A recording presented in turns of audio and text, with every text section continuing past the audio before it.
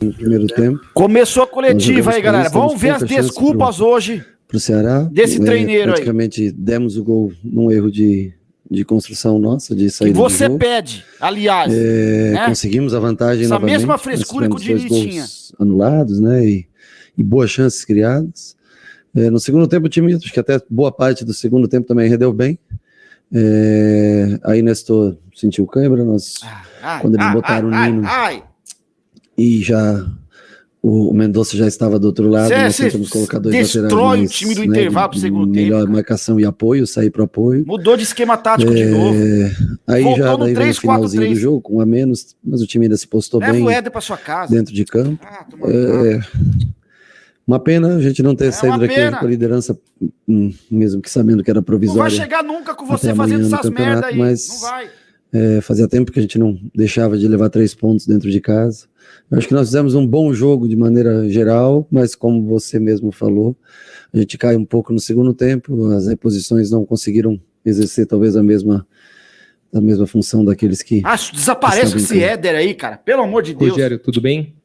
Eu vou insistir um pouquinho nisso, porque nos 2 últimos jogos o São Paulo foi muito dominante no primeiro tempo, poderia até ter saído vencendo por 2, esse cidadão 3, aí, ó, destrói a equipe, caso, ó, ele aqui, ó. Diferença, e no segundo tempo tem essa queda.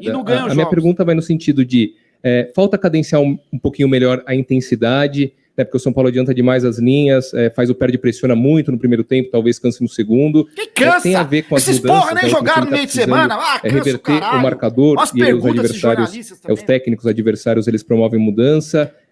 Por que você acha que sendo isso aconteceu nesses 2 últimos jogos especificamente? Eu acho que aconteceu e deve acontecer em muitos jogos, porque você vai muito forte para fazer a pressão, é o nosso estilo de jogo.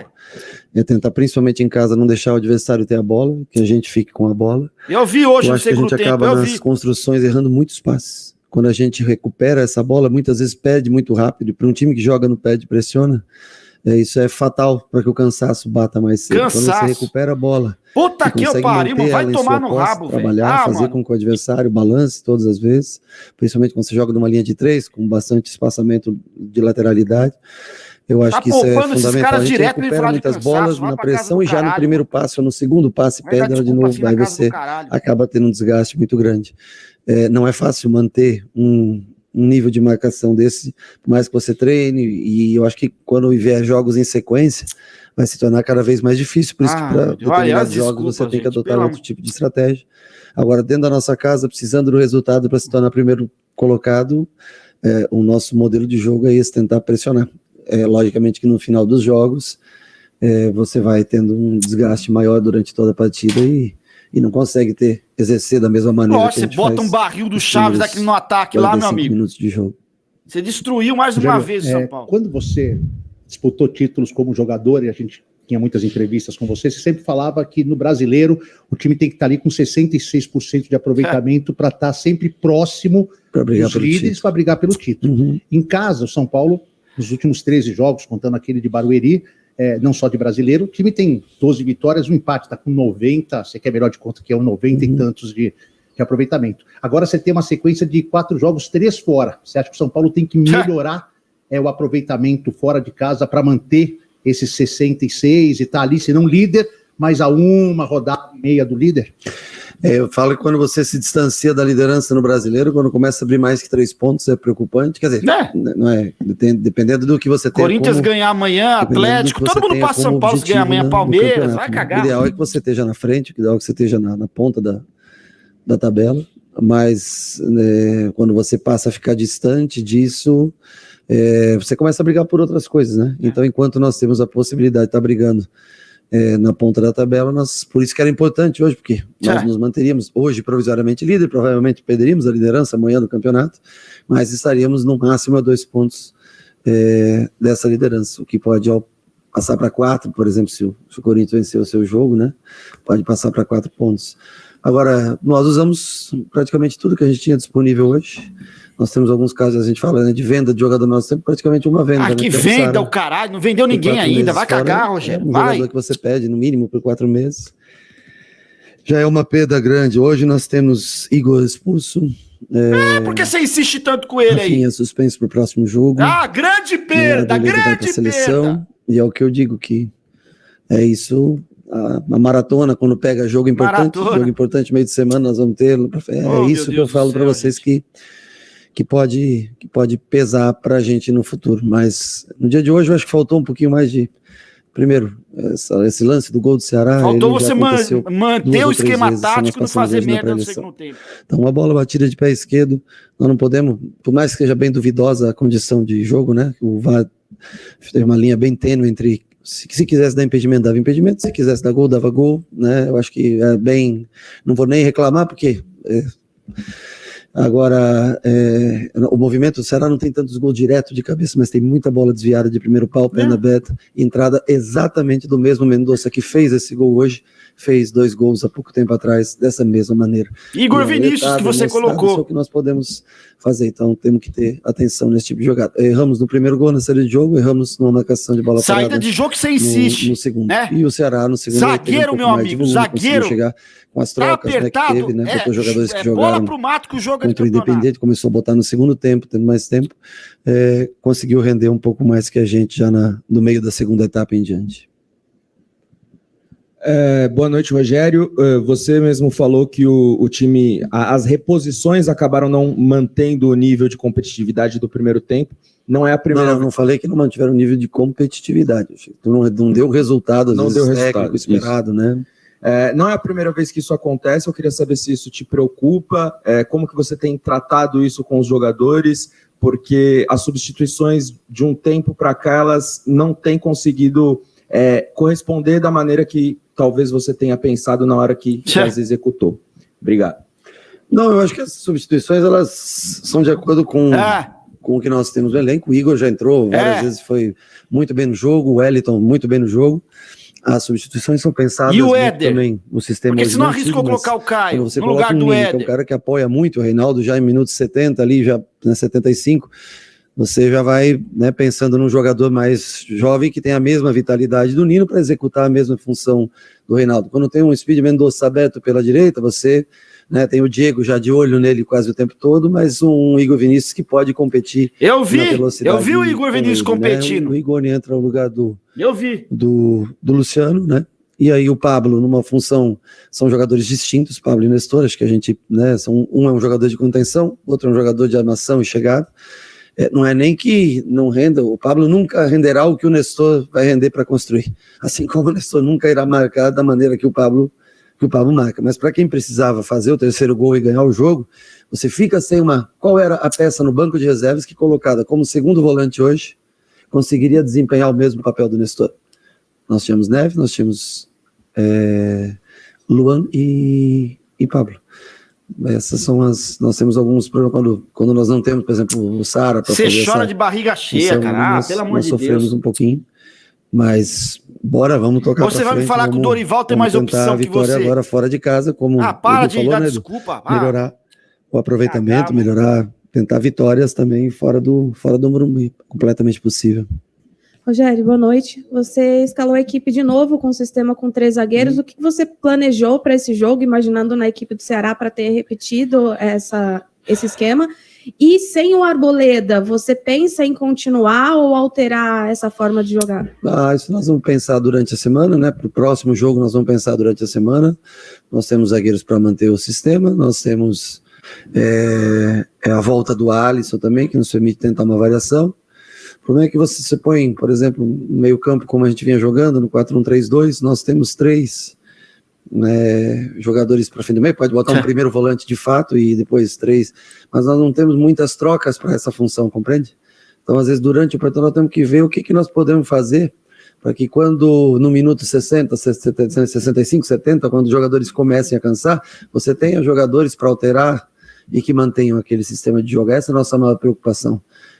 E hoje eu imaginava que ele faria algumas trocas e que tiraria um pouco da velocidade pelos lados, então facilitaria o esquema com 3 zagueiros, mesmo jogando com Reinaldo e Rafinha, né? Que quando joga em linha de 4 dificilmente a gente coloca os 2 juntos, mas em linha de 5 o Diego e o Léo têm muita capacidade de cobertura e o Rafinha e o Reinaldo têm uma qualidade técnica mais refinada para a construção, né? E daí a gente pensa em ter mais a bola.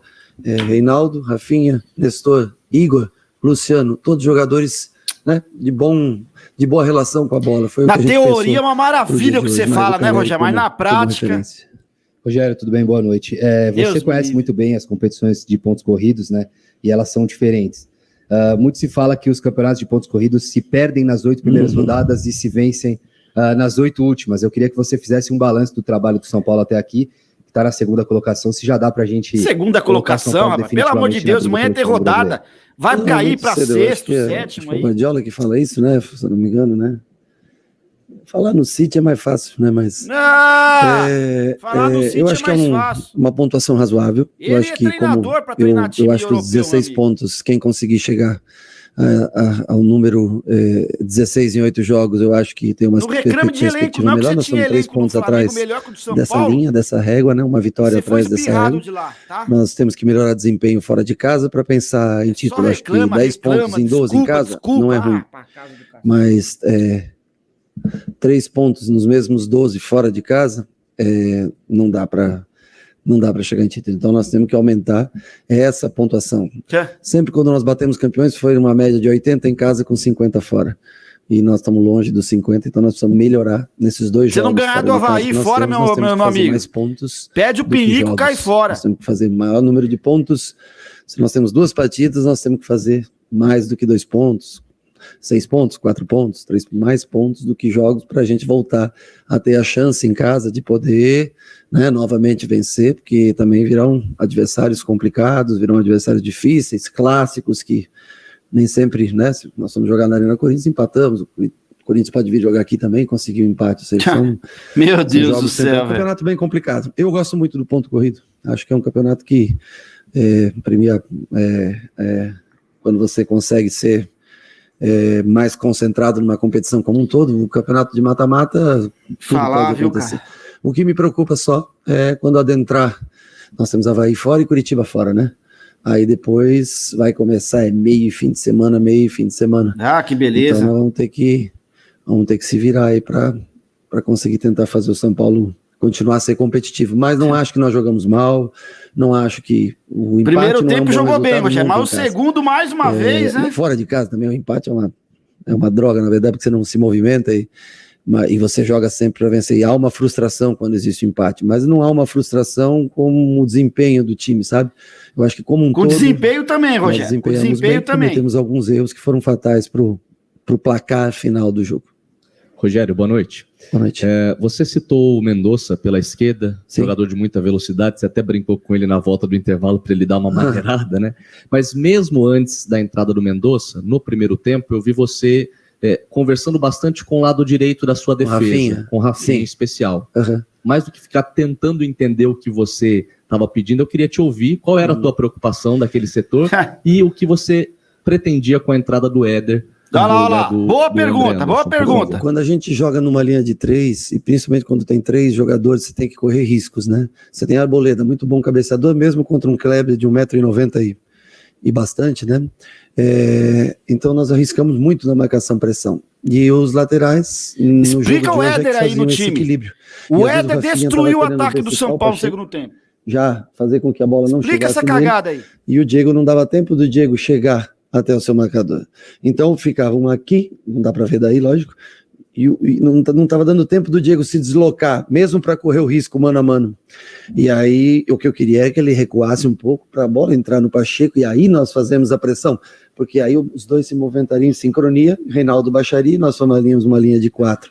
Só que quando está do outro lado do campo, no Morumbi, com 30 mil pessoas, é mais difícil de você conseguir se expressar, falar, então, né, se gesticula muito, mas às vezes o jogador não consegue compreender. Agora até o público... Com a entrada do Mendonça, serve o Diego de desculpa. A tomar mais conta dele, o Rafinha já começou a avançar na linha à frente e nós controlamos melhor. Você vê que eles tiveram mais espaço sem o Mendonça no primeiro tempo do que com o Mendonça no segundo, a não ser por erros de contra-ataque que nós realmente escanteios e tomamos contra-ataques por erros nossos e eles tiveram uma outra oportunidade, mas era isso que nós estávamos não explicou o Éder ainda, porque ele colocou o Éder. Que explica aí. Com o outro lado.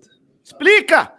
O Éder é um jogador de gol, que tem gol, jogador de área. Gol? Que gol ele tem? O André está se adaptando nessa função. Nós queríamos ter, né? Você tirou um cara do meio campo, abriu espaço. E Éder, 3 jogadores com chegada. Você mudou pro 3-4-3. Ele se movimenta bem, protege bem a bola para a chegada dos alas.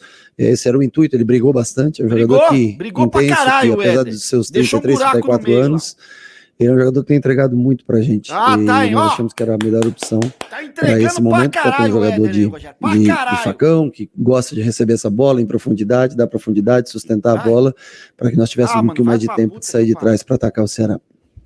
Rogério, boa noite. Eu queria falar especial sobre o Luciano, assim, se for perceber pelos atletas que perderam oportunidades hoje, eu acho que, pela minha percepção, o Luciano estava muito irritado consigo mesmo, assim. Uma hora que ele socou o gramado, teve uma finalização que ele até vê a passagem do Caleri numa condição boa, mas ele prefere chutar de longe, chutou mal, finalizou mal. Sim, no segundo tempo. Falei disso no meu pós-jogo. E é um ano que ele teve lesão também. Há algum tipo de ansiedade do Luciano e uma cobrança muito forte sobre si mesmo, e você tem tido algum tipo de conversa com ele nesse sentido para manter um pouco mais a calma, para tentar voltar a ter uma temporada tão goleadora como em outros anos? Eu acho que ele está perseguindo o gol a todo momento. Hoje ele teve uma boa chance, faltou um pouquinho de perna direita, né? Falei isso no meu pós-jogo também. Acho que foi de bico, não sei, né? Tentou chapar. Pega bico, ele, bota ele pra treinar com a perna direita dele, Ele Rogério. É um jogador importante, um jogador que tem boa flutuação. É que quando o cara sai muito da área, se ele baixar da primeira, segunda linha, se ele deixar de preencher aquela, quando ele quer construir jogo muito abaixo, ele estava talvez muito até acostumado com o Diniz, assim, de sair, baixar e construir jogo lá embaixo e vir construindo jogo. Só que eu acho que quando você baixa demais para construir, demora muito para você chegar na frente e você acaba cansando. Então eu gosto da flutuação dele quando é entre o zagueiro e volante, eu gosto muito. Quando ele baixa da linha dos volantes já para entre volantes e atacantes dos adversários, eu acho que aí fica muito vazio, principalmente quando você joga com 3 defensores, fica muito vazia, né, essa linha entre a primeira e a segunda linha adversária. E eu acho que ele gosta de participar muito do jogo. E nesse anseio de participar do jogo, ele baixa demais muitas vezes. Mas eu até achei que ele fez uma partida melhor hoje do que no último jogo, devagarinho. A gente espera que ele faça gols e, assim como o Caleri também vem fazendo gols, que possa ganhar confiança e ajudar a gente cada vez mais. Ô Rogério, boa noite. A gente soube ontem qual vai ser o adversário do São Paulo na Copa Sul-Americana. Aliás, você conhece muito bem a Universidade Católica. Série Sul-Americana. Como você recebeu a notícia de que vai enfrentar o time chileno e também o que você pode pegar de experiência de quando era atleta, agora para treinador, enfrentando o time chileno? Olha, eu sei que nós vamos jogar no pé da cordilheira, muito frio. Pronto. Com uma torcida que lá vem o frio agora desculpa, é o frio. Não tão grande. Já começou uma troca de treinador. Isso é ruim porque você poderia aproveitar, né?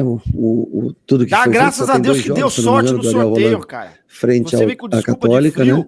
E tem uma parada no campeonato chileno, o que não dá oportunidade para a gente de ver jogos. Eles podem nos analisar, nós não podemos analisar. Grande coisa, cara. Grande coisa.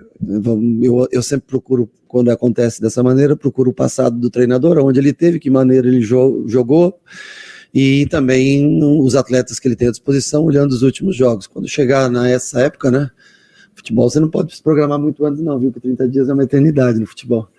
Mas quando chegar a época correta, nós vamos passar a nos preocupar. É um adversário tradicional, já jogou final de Libertadores, jogou Copa Sul-Americana. Já tá exaltando um adversário que foi saco de pancada no grupo do Flamengo, que tá péssimo no campeonato local. Não adianta hoje a gente fazer uma projeção. Eles têm uma pré-temporada pela frente, tem treinamentos pela frente, uma troca de treinador, ou seja, é muita coisa para a gente hoje estar preocupado. A gente tem que estar mais focado no Avaí do que na Católica nesse momento. Quando chegar a hora certa, nós vamos estudar bem o adversário, dentro do que nós tivermos de material possível.